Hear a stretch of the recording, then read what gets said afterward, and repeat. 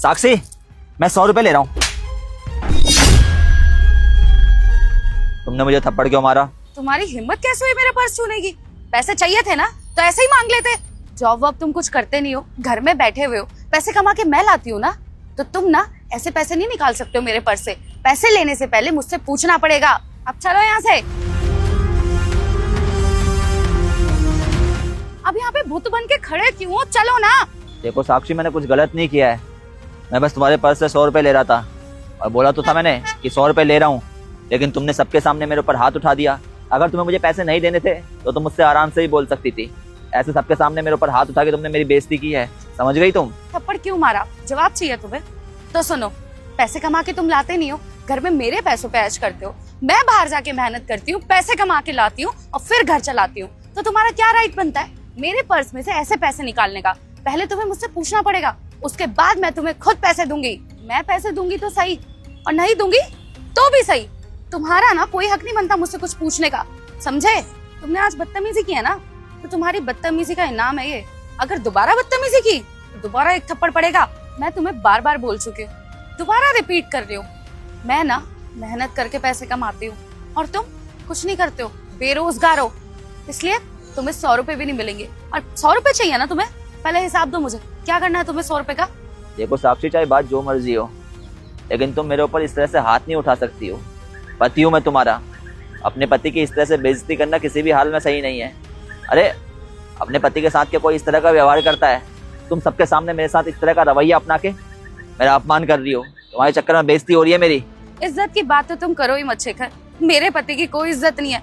3 महीने से घर में बैठे हो, एक रोटी भी ना तुम मेरे पैसों की खाते हो। तुम्हारा खर्चा, तुम्हारे कपड़े, तुम्हारी हर चीज मैं चला रही हूँ। मेरे पैसों से चलता है सब कुछ। सोसाइटी के ना बहुत से लोग आते हैं यहाँ पर सामान लेने, सबको पता है कि तुम कितने बेरोजगार हो, कुछ नहीं कर रहे हो, घर में खाली बैठे हुए हो, समझे? अगर किसी ने देख भी लिया ना मुझे तुम्हें चांटा मारते हुए, कोई फर्क नहीं पड़ता। सब जानते हैं कि तुम क्या करते हो और क्या नहीं। और वैसे भी थप्पड़ लगने के बाद लोगों ने देखा होगा और लोगों को कोई फर्क नहीं पड़ता, वो अपने काम में लग गए होंगे। खामखा तुम क्यों तमाशा बना रहे हो? मुझे ऐसा लग रहा है ना तुम्हारी मेल ईगो हर्ट हो गई है, तभी तो तुम ये सोच रहे होगे कि तुम मुझसे सवाल जवाब करोगे, मुझे बुरा फील होगा, सॉरी फील होगा और मैं तुमसे माफी मांग लूंगी। यही सोचा होगा ना तुमने, लेकिन ऐसा कुछ भी नहीं होने वाला। और अब ना तुमने बहुत बेइज्जती करा दी मेरी। अब चलो यहाँ से। नहीं साक्षी, मैं नहीं जाऊंगा तुम्हारे साथ। तुमने आज सबके सामने मेरे ऊपर हाथ उठा के मुझे बहुत तकलीफ पहुंचाई है। मैं जब तक कमाता था मैं तुम्हारे लिए बहुत कुछ किया, लेकिन आज 3 महीने से मेरी जॉब के चले गई है। तुमने मेरे को मेरी औकात दिखा दी। आज इस बात को तुमने साबित कर दिया कि तुम्हारी नज़रों में सिर्फ और सिर्फ पैसे की इज्जत है। अगर मैं पैसा नहीं कमाता हूँ तो तुम मेरी इज्जत नहीं करोगी। यही चीज़ तो साबित किया आज तुमने। और ठीक है, शॉपिंग तुम्हें करनी है ना, तुम कर लो, मैं घर जा रहा हूँ। कहीं नहीं जाओगे तुम, यहाँ से मेरे साथ चलोगे। और अब मैं समझ गई, यही चाहते थे ना तुम, मैं गलती से तुम पे हाथ उठाऊं या फिर तुम्हें कुछ उल्टा बोलो तो तुम यहाँ से भाग जाओ। ऐसा है, सारे बैग्स ना मैं अकेले नहीं उठाने वाली हूँ, मेरे साथ चलोगे तुम। और अभी मुझे ना शॉपिंग करनी है बहुत सारी, बैग्स उठाने के लिए कोई तो चाहिए ना।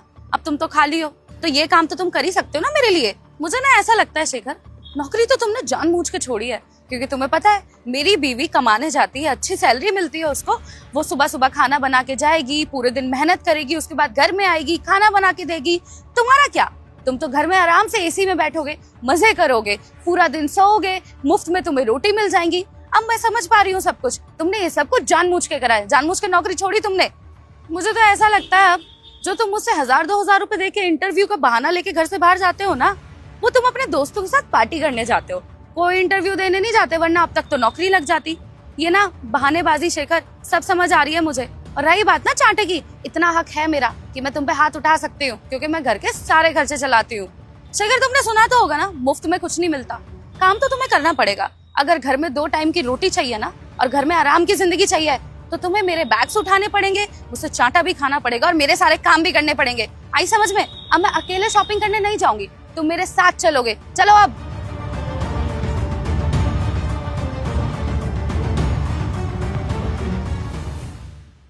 क्या बात है, कपड़े पैक कर रहे हो? हम कहीं जा रहे हैं क्या? हम नहीं जा रहे हैं, मैं जा रहा हूँ कहीं। अच्छा, शायद तुम्हारे दोस्तों के साथ घूमने का प्लान बना है, ट्रिप पे जा रहे हो। लेकिन कैसे? पैसे तो होंगे नहीं तुम्हारे पास। और अगर तुम सोच रहे हो कि मैं तुम्हारी ट्रिप स्पॉन्सर करने वाली हूँ, ऐसा कुछ नहीं होने वाला। 100 रुपए तो मैं तुम्हें देती नहीं हूँ, ट्रिप के पैसे क्या दूंगी? मुझे तुम्हारे पैसों की कोई ज़रूरत भी नहीं है, और मैं दोस्तों के साथ नहीं जा रहा हूँ, मैं ये घर छोड़ के जा रहा हूँ। घर छोड़ के जा रहे हो, पागल पागल हो गए हो, दिमाग हिल गया है तुम्हारा। घर छोड़ के चले जाओगे तो कैसे कटेगी तुम्हारी जिंदगी बाहर रह के? मैं जहाँ मर्जी जाऊँ तुम्हें इस बात से कोई मतलब नहीं होना चाहिए, ये मेरा पर्सनल मैटर है। और वैसे भी आज तुमने सबके सामने मेरे को थप्पड़ मार के ये बात साबित कर दी है कि तुम्हारी नज़रों में मेरी कोई इज्जत नहीं है। जब तुम्हारी नज़रों में मेरी कोई इज्जत ही नहीं है तो फिर इस घर में रहने का कोई फ़ायदा नहीं है, समझी साक्षी तुम? और वैसे भी हम दोनों के बीच में प्यार नहीं है शायद, तभी तो तुमने आज मेरे को थप्पड़ मार दिया। जब मैं कमाता था तब मैं तुम्हारी ख्वाहिशों का ख्याल रखता था, लेकिन आज जब तुम कमाने लगी हो तो तुमने ये चीज़ जता दी है कि तुम्हारी नज़रों में मैं कुछ नहीं हूँ। तुम्हारी नज़रों में तो मैं बस एक घर का मामूली सा नौकर हूँ जो तुम्हारे काम कर देता है और जो तुम्हारी इच्छा के बिना तुम्हारे पर्स में से पैसे तक नहीं निकाल सकता है, राइट? ओहो, तो बात सेल्फ रिस्पेक्ट पे आ गई है। तुम्हें क्या लग रहा है शेखर, तुम ये ड्रामे करोगे, ऐसे सामान पैक करके मुझे दिखाओगे, घर छोड़ के जाने की बातें करोगे तो मैं डर जाऊंगी और मैं तुमसे माफी मांगूंगी या फिर गिल्टी फील करूंगी? ऐसा ना कुछ भी नहीं होने वाला है, मैं कोई गिल्टी फील नहीं करूंगी। इसलिए अब जाओ, भूख लगी है मुझे, खाना बनाओ जाके। साक्षी, मैं नहीं चाहता हूँ कि तुम्हें कोई गिल्ट महसूस हो और ना मेरे को फ़र्क पड़ता है इस बात से कि तुम्हें कुछ महसूस होता है या नहीं होता है, क्योंकि मैं इस बात को समझ चुका हूँ कि तुम्हारी नज़रों में मेरी कोई कीमत नहीं है। अरे सब देख रहे थे वहाँ पर और तुमने मेरे ऊपर हाथ उठा दिया, उस लड़के के ऊपर हाथ उठा दिया जिसने तुमसे इतना ज़्यादा प्यार किया।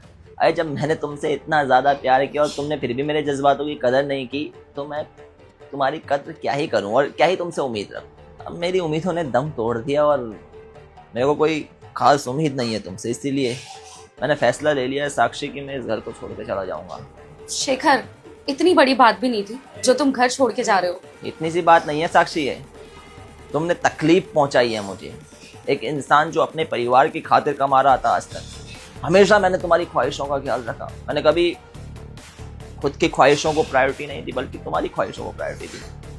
जबकि मैंने तुम्हारे लिए इतना कुछ किया और 3 महीने मात्र मेरी जॉब नहीं रही तो तुमने मेरे को ये चीज़ दर्शा दी कि मैं क्या हूँ तुम्हारी नज़रों में। अरे जब साक्षी मैं तुम्हारी नज़रों में कुछ हो ही नहीं तो क्या फ़र्क पड़ता है मेरे होने या ना होने से। मैं तो यही कहूँगा साक्षी कि ज़िंदगी में हमेशा खुश रहना। अब मैं तो इस घर को छोड़ के जा रहा हूँ, लेकिन हाँ कई बार तुम्हारी याद आएगी तब मैं खुद को मना लिया करूँगा कि अच्छा ही हो रहा है जो कुछ हो रहा है, क्योंकि ऐसी लड़की के साथ रहने का फ़ायदा भी क्या जो साथ ही नहीं निभा सकती। चलो ठीक है यार, तुम ख्याल रखना अपना, मैं चलता हूँ। शेखर, शेखर!